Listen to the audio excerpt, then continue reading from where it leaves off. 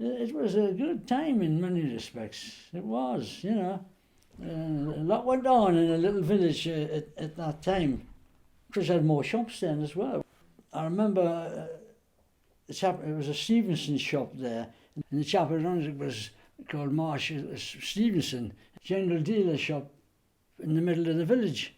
And they had there's a place along the Lovers Walk there where it was gardens. He had market gardens.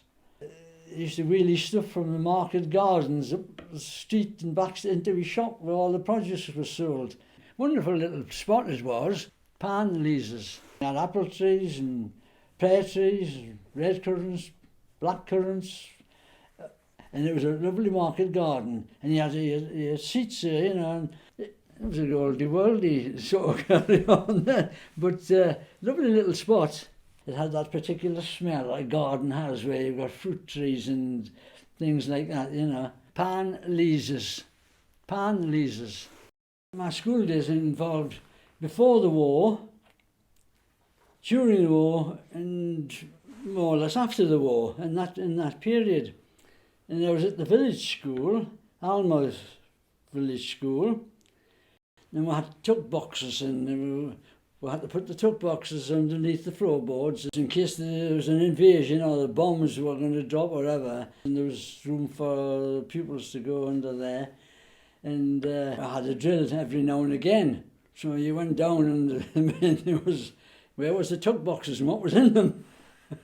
But I mean, at that age, now I'm maybe about 5, 6 then, the war didn't mean a great lot then. It was only later on, of course, when Almouth was bombed, that became more interested in it. Early days in the school, well, the cane was in operation then. You used to get the cane either on behind or something on your hand.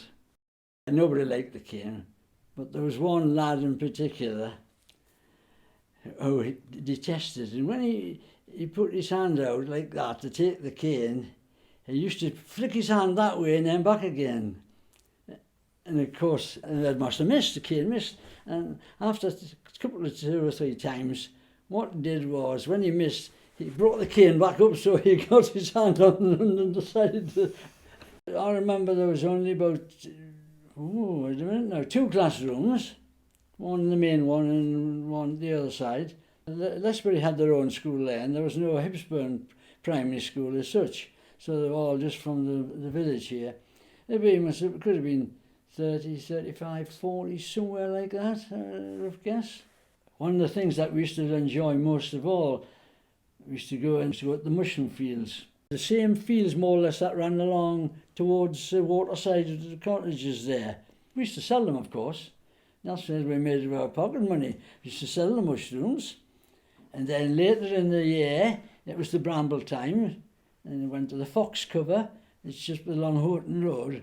It's now the radar station. We used to catch the rabbits. It was a bit sad in a way because the rabbits used to get into the corn and the word got out, oh, they're cutting it across the waterside, which meant they're cutting the corn, and that meant there was rabbits to be had. I was happy when they got away, got through the hedge into another field, because you just had to club them, you know, but rabbits were rabbits. People used to eat rabbits those days.